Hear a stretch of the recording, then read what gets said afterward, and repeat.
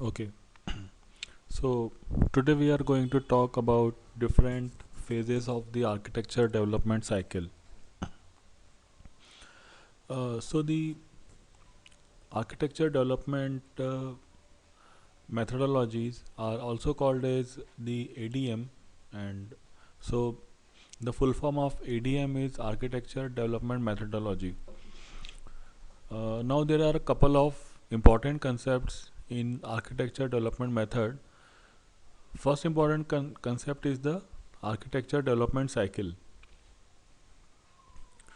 So if you look at the architecture development cycle, you will find that there are phases from A to H, and apart from the phases A to H, there are preliminary phase and requirements management phase.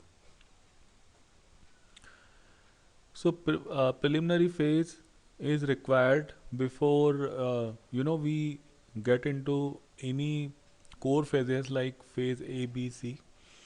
So preliminary phase is there, and then we have phases from A to H, and requirement management is central to all these phases. So that means requirement management is you can say it's a input also, and we update requirement also at the end of every phase. So requirement management is central to all the phases from A to H. So these phases are: phase A is architecture vision, B is business architecture, C is information system architecture, D is technology architecture, E is opportunities and solutions, F is migration planning, G is implementation governance, and phase H is architecture change management. So it is important to recognize a phase with its proper phase alphabet. So let's say if uh, I ask or I say that in phase G we need to do all these things. So as soon as I or anyone says phase G, it means we are talking about implementation governance phase.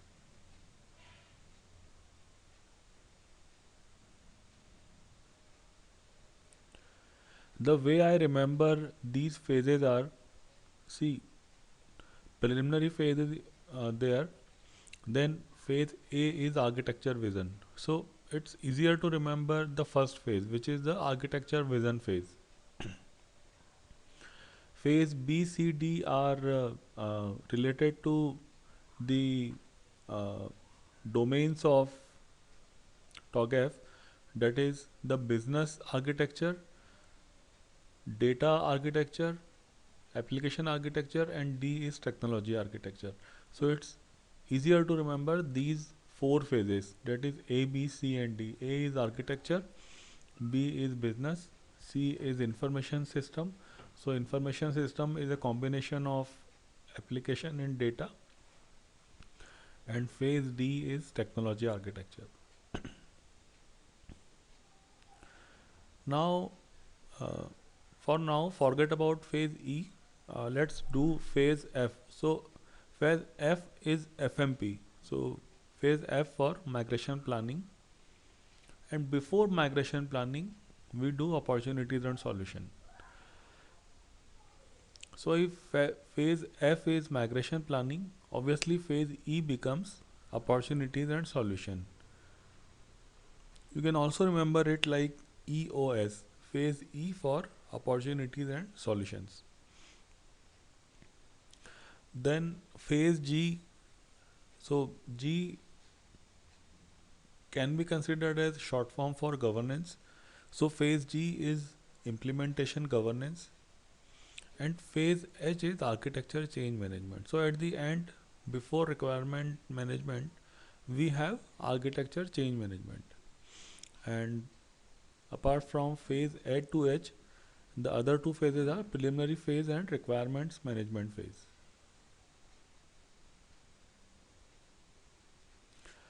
Now these phases are, you know,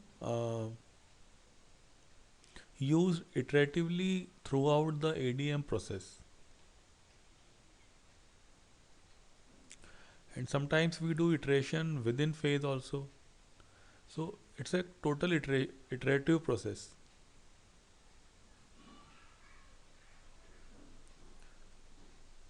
Now, at the end of every phase,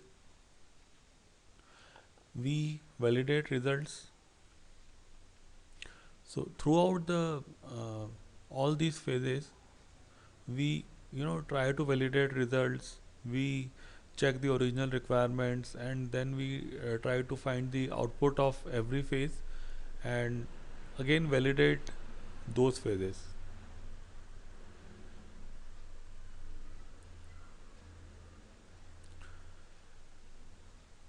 So the validation that we perform at the end of every phase, so uh, in that validation we recheck the schedules, we recheck the milestones. So let's say if there is a milestone that phase E should be complete by so and so date, so and so uh, date or schedule, and the scope of phase E is this much. So at the end of phase E, we again, validate the complete scope of the requirement.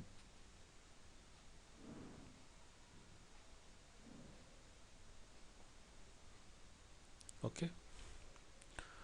Now, like I talked, uh, it we have iterations within the ADM phases. So these iteration can be done at three levels. One is through the ADM phases, we cycle around the ADM phases. Second, we do iteration between the phases, and thirdly,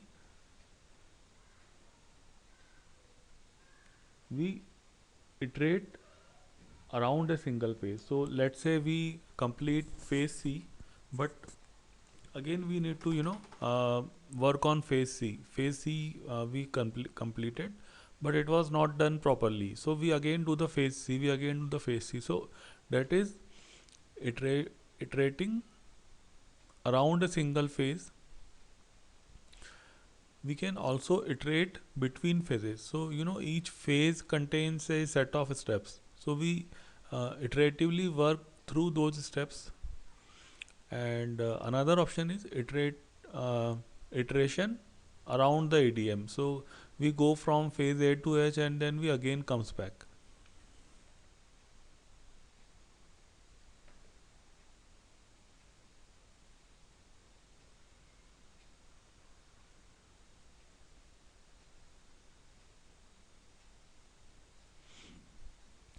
Now let's briefly talk about these phases. So in the preliminary phase of the architecture development method, you prepare the organization for the uh, TOGAF methodology. Okay, so you perform, all the initiation activities, all the preparation required to create the architecture capability, and the selection of tools, definition of architecture principles. So you define those principles, define the tools. Okay, so let's say you want to use certain tools, so what all those tools will be. You try to, customize the TOGAF framework.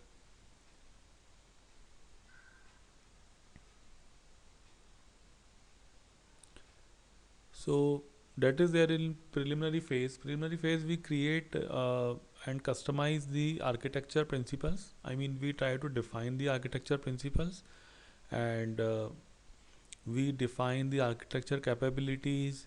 Uh, then we customize the TOGAF framework, and we also do the selection of tools in the preliminary phase. Then in the phase A, that is the architecture vision phase, we set the scope, constraints, and expectations for a TOGAF project.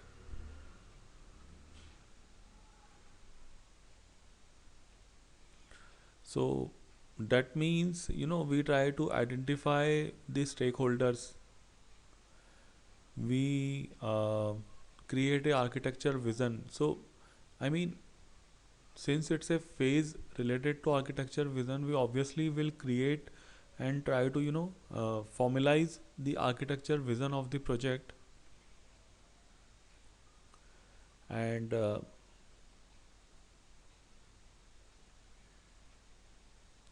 in this phase, we also create a statement of architecture work. So it is also called as SAW document.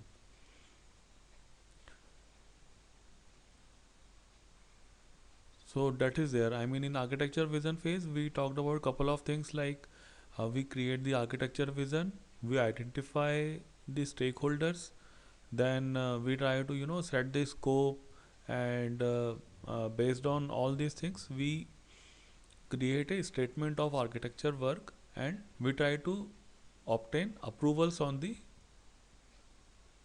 architecture work. Now in phase B, C, and D, which are business architecture, information system architecture, and technology architecture. So information system architecture is a combination of application and data phases, and in these four phases we develop architectures in four domains. We actually do the development in these four phases, these four domains, that is the business, application, data, and technology.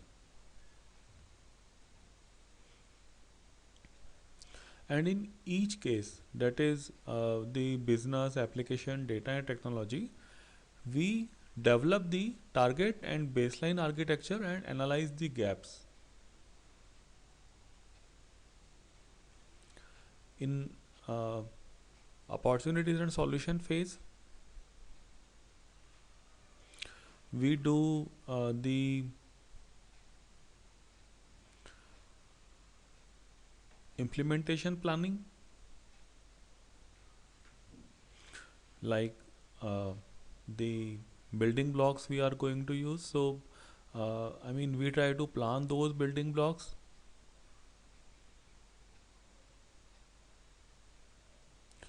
and we also try to identify if a incremental approach is required. So I mean, we can have multiple versions of the architecture, so we identify those target architecture. Let's say we want to release uh, 5 layers or 5 components to come down to the final version of the architecture. So those things are identified as part of the opportunities and solution phase of the TOGAF framework. And if we find out any incremental approach, so uh, we identify the transition architectures. So let's say from architecture A to architecture Z, what all transitions will be there. So we identify those transition architecture as part of the opportunities and solution phase of the TOGAF.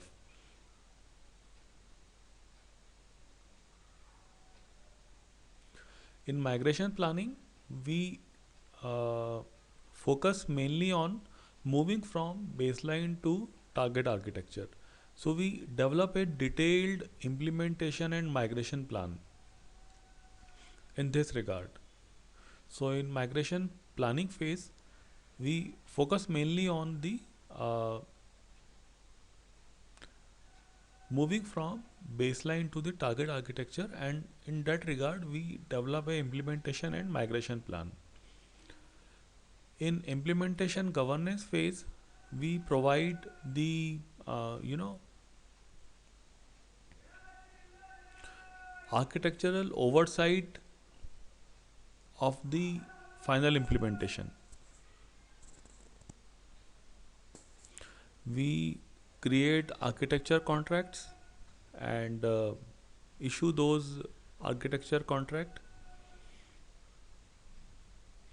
and we also ensure that the implementation project conforms to the architecture. So that is a part of the implementation governance phase. Now the requirements management phase.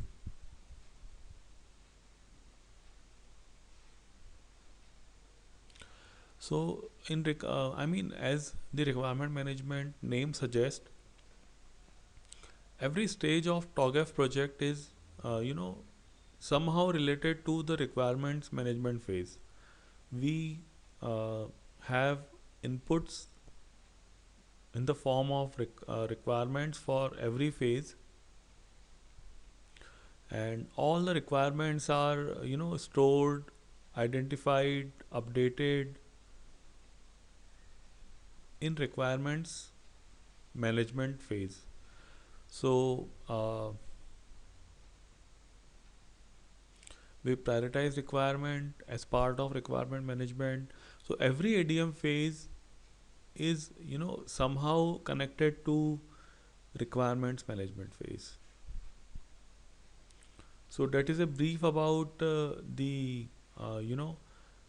overall ADM phases. We forgot to talk about the architecture change management. So it provides the continuous monitoring of the management process, of the change management process,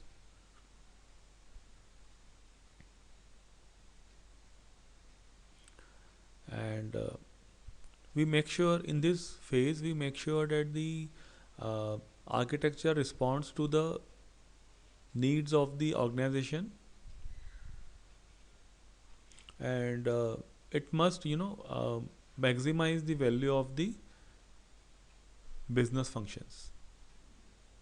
I mean, architecture updation or architecture change is of no use if it is not adding any value to the organization.